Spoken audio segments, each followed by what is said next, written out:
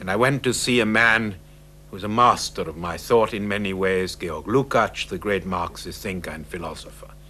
Can I just tell you, because I hope you will keep this on the screen, the moment of my entry into his room, because it's one of the decisive stories in my life. It was not long after the terrible 1956 rising in Budapest, and the bullet holes were across the whole house, and there were no windows, it was wooden boards.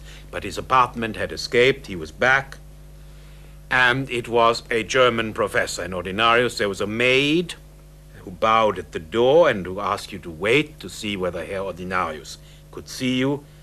And when I came in, stupid and frightened and shy, and I admired this man's work so much, he was sitting at his desk. He was tiny, tiny man with a great head. And there were behind his head about 40 volumes of his works, Werke of Lukács. And he just looked at me, which people like to do when they embarrass you. He didn't say a word.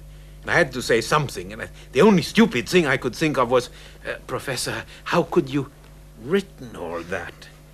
The idiotic question. There came the marvelous answer. Very easy, Steiner. Hausarrest! Hausarrest! In a voice which rang across the Danube Valley. And of course he was right.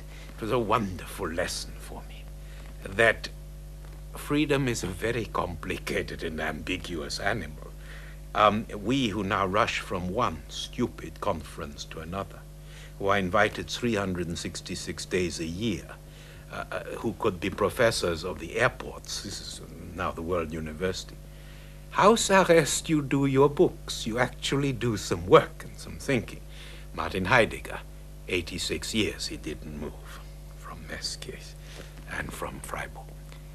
And the sense which Eastern Europe gave me of the terrible importance of a book, of an article, of a poem, of a symphony, that the most dangerous thing in the world could be a seminar on Hegel or on the meaning of Kant, that you learn poetry by heart of Mandelstam, because that way they can't destroy all the books, and that way it will survive.